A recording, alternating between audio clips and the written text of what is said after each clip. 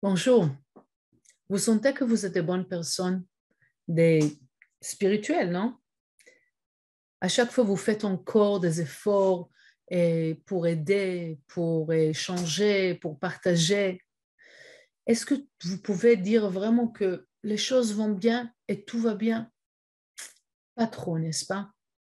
Dans cette portion, la portion Itro, on a un très grand secret dans lequel on va pouvoir vraiment comprendre qu'est-ce qui se passe et mettre un peu de l'ordre dans tout ça. Cette semaine, on a des fréquences qui vont nous aider à relier avec la lumière divine, avec l'aspect de vérité, la vraie conscience.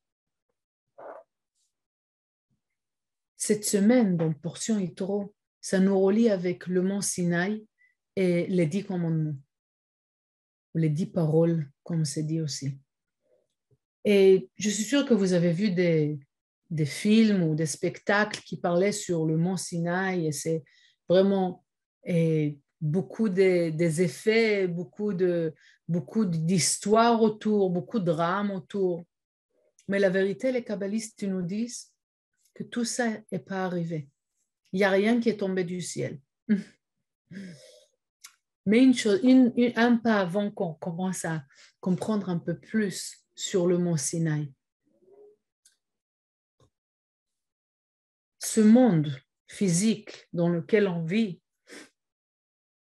il a un caractère d'être complètement le contraire que la lumière. C'est vraiment le monde de l'obscurité, l'adversaire, et pas pour rien, c'est l'adversaire, oui, qui est contraire à la lumière, et sans clarté, c'est pas compréhensible toutes les choses qu'on est en train de passer, c'est pas stable. Donc, il y a beaucoup de confusion, il y a beaucoup de mensonges autour. Et tout ça, c'est fait vraiment pour nous donner une opportunité de choisir, malgré toutes les choses qu'on voit autour, de choisir la lumière. Et ce n'est pas évident. Mais on comprend, ça c'est une de forces qu'on pourra recevoir cette semaine. On comprend par les kabbalistes que l'histoire ou l'idée de Mont Sinaï, c'est pas encore une fois que quelque chose est arrivé du ciel qui nous a remplis. Non, c'était un moment que le Créateur, il nous a donné vraiment la possibilité de expérimenter la lumière, de expérimenter la conscience de vérité, la conscience de la nature vraie, du monde de vérité. Donc, c'est dit que les cieux, ils sont déchirés. Et à ce moment-là, tout le monde, tous les gens qui sont été là-bas, ils ont expérimenté un moment de vraie conscience, d'une conscience de vérité. À ce moment-là, ils ont tous su sur le monde, comment il était créé, pourquoi il était créé de cette manière, pour quelles raisons on a ce chaos autour de nous, que tout vient de la lumière, et pourquoi, vers où on va. La clarté, on a eu la certitude totale à ce moment-là, on a senti être complet, on a compris la conscience du Créateur, on a compris the thought of creation, la pensée de la création, la pensée de la création à ce moment-là.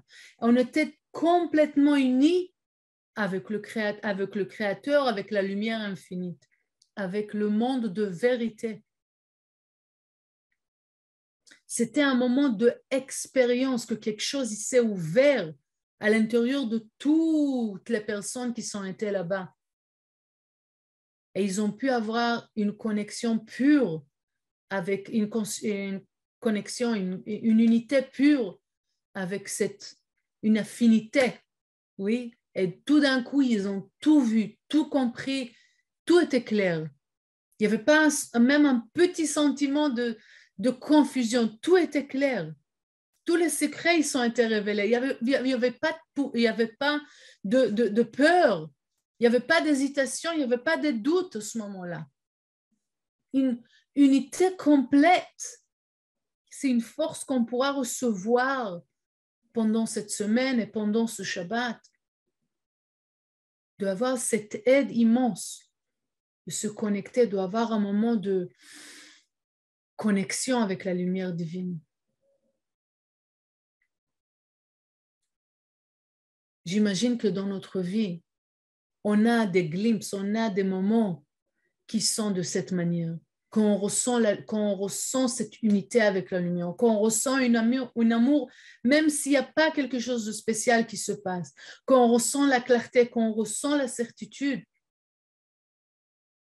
Et c'est là, ça vient pour une seconde et ça part. Essayez de vous souvenir de ça et écrire. C'est important de revivre ce moment-là, parce que c'est la présence du Créateur. C'est ce moment de Mont Sinaï qu'on expérimente de nouveau. Parce que tout le travail qu'on fait, si c'est l'étude, si c'est les changements, et si c'est pas pour être un meilleur étudiant, pour être une meilleure personne, ou pour rien d'autre, pour être intelligent. C'est pour avoir cette affinité avec la lumière divine, avec la vérité. Et plus des moments comme ça on a dans notre vie, on pourra avoir cette expérience d'abondance, d'amour, de continuité, de connexion. C'est grâce à ça, à ces connexions-là, qu'on pourra respirer un autre air, un air de lumière, un air de continuité, un air supérieur. Comment on arrive à le faire? La grande question. Mais toutes les réponses, ils sont là. Pas évident peut-être, mais c'est possible. Le premier point sur lequel on veut faire attention, c'est Bayom Hazeh Bao Midbar Sinai. À ce jour-là, qu'est-ce qui se passe à ce jour-là? Deux choses.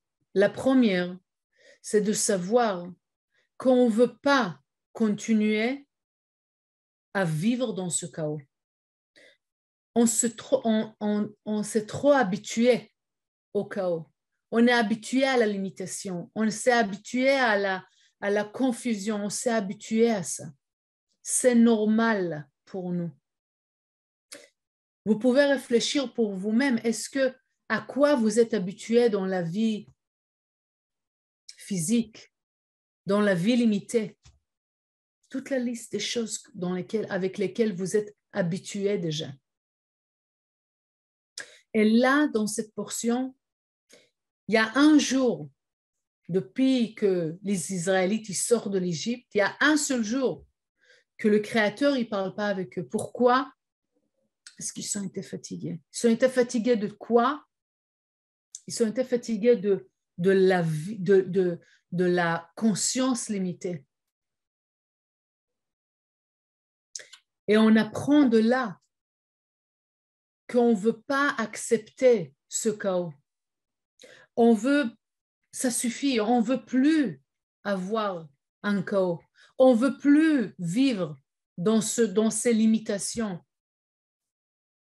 Et à chaque fois de nouveau, réveiller le désir d'avoir cette connexion avec la lumière divine. À chaque fois de nouveau, je veux vivre dans le monde de vérité et pas avec tous ces mensonges qui se passent autour. Peut-être je vois pas et je vis pas immédiatement la vérité, je me sens un peu à l'aise, mais la vérité, elle est là. Elle va sortir un jour ou un autre.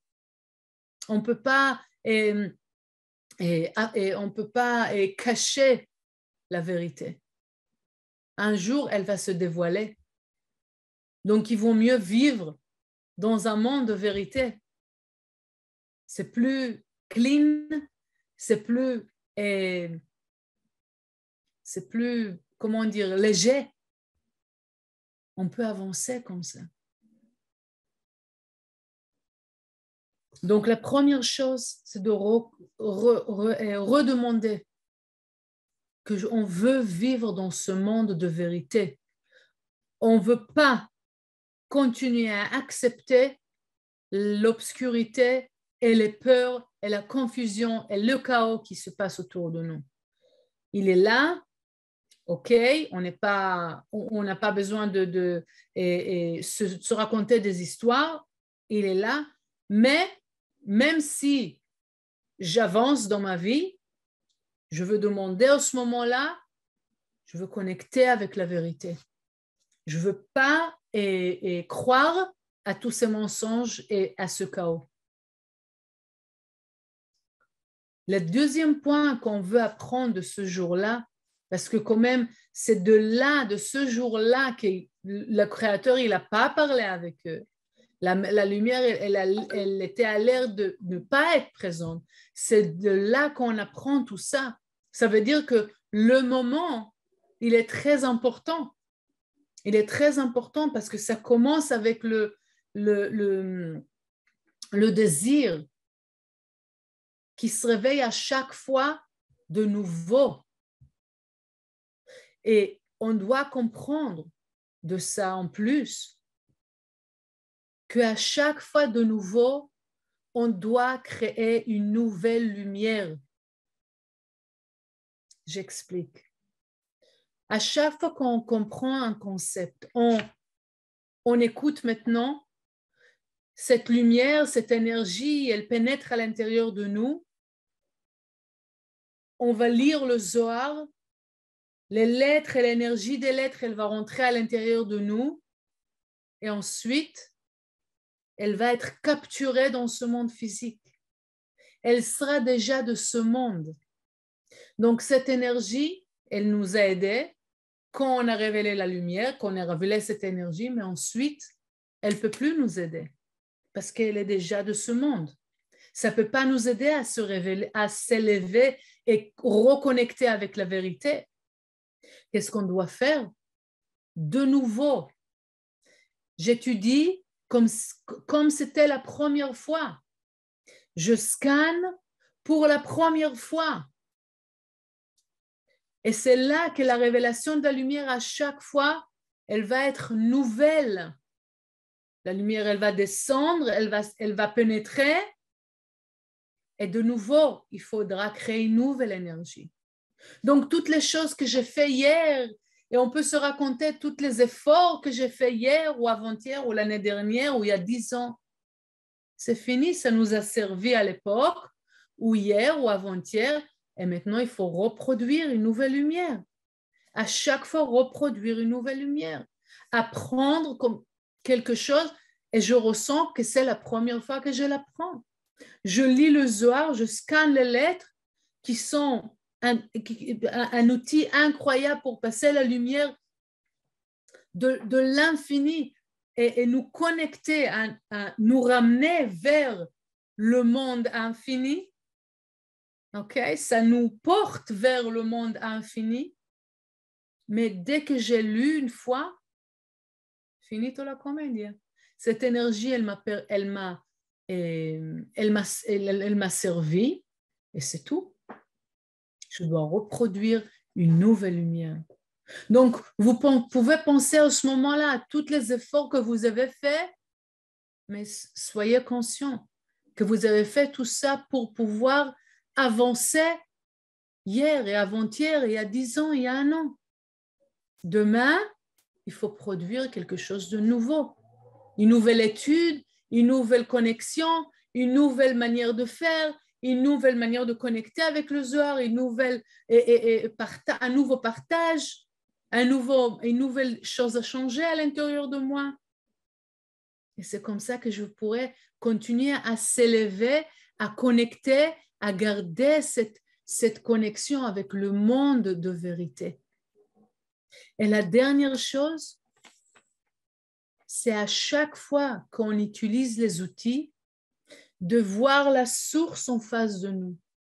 Je scanne le Zohar, je veux voir le Rabbi Shimon, l'écrivain du Zohar, Rabbi Shimon en face de moi. qui lit les paroles du Zohar pour moi. Pourquoi faire? Pour enlever toutes les choses qui nous séparent et pouvoir connecter à la source et de cette manière-là créer encore une fois une affinité avec la lumière divine, avec ce monde, avec cette conscience de vérité. Et si j'écoute la Torah, je veux voir comme si le Créateur lui-même, il lit la Torah pour moi. Et c'est de cette manière qu'encore une fois, je crée cette unité, cette merge, cette affinité avec le monde, avec la conscience de vérité. Et pour prendre tout ça, les exercices que vous avez faits et ramener à vraiment sentir quelque chose, je vais vous lire le Zohar et je veux que vous imaginez Rabbi Shimon en face de vous. Okay? Vous réfléchissez à toutes les choses que vous voulez faire, les manières que la lumière elle s'est présentée dans votre vie. Vous avez expérimenté la lumière dans votre vie. Et ensuite de tout ça, commencez à respirer doucement, doucement. Respirez et expirez. Pendant que je lis le Zohar, je veux que vous voyez Rabbi Shimon en face de vous. Et c'est lui qui lit le Zohar pour vous. Faites attention comment vous ressentez les vibrations, les sentiments, la clarté, la certitude, l'amour que vous avez dans votre cœur. תח הזה, כתיב נפתחו השמיים ויראה מראות האלוקים. מראות כתיב חסר להתחזה דבגין שכינתה כאמר, דהה ויראה מראות חסר מראה חד, מראה רבי יסע וכי שכינתה לאו קולה. אמר רבי יוסי, לה דמרשה דמלכה לרגלוי דמלכה, על גבי דחולה הווי בגופה דמלכה. ויראה את אשדוני, את דייקה, ויראה מראות אלוקים מראות דייקה, בדרגה חד הבו. היא אחי עמי לה פריש ישעיה כולי היי, אמר רבי יוסי, דה כליל דה פריש. מאי טעמה פריש כולי היי יחזקאל, אלא הכל להצטרכת בגני יהודי ישראל, דאין דנאון חביבותה דחביב להו קדוש ברוך הוא, דשכינתה ורתיחוי עטיין לדיירה בניהו בגלותה. Je vous souhaite une bonne semaine.